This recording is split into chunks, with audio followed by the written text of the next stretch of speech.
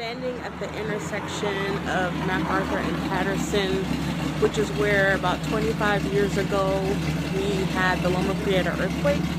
And at that time I was about 11 years old. I remember my mom, my brother, my sister and I were coming from a record shop, which is not too far away from here. It was owned by Mitchell Page, who was a former Oakland athletic. And we were driving down the street and there was a bus behind us.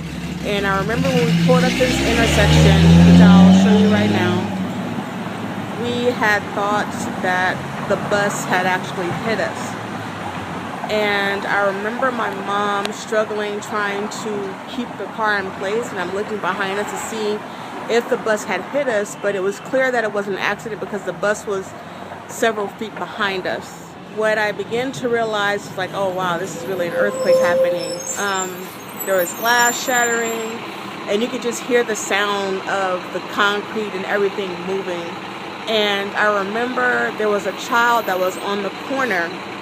We're still in the car, and it's still moving, but she broke away from her mom and just literally laid right in the center of the street, and she was screaming. She had to be about 6 years old. But it felt like minutes. It did not feel like the 17 seconds that we're told the earthquake was. It felt like a good 5 minutes. But it was a very jarring, literally jarring and scary situation. And it's just amazing that that happened 25 years ago. And just come back here now and looking at the infrastructure. Some of the businesses are still the same.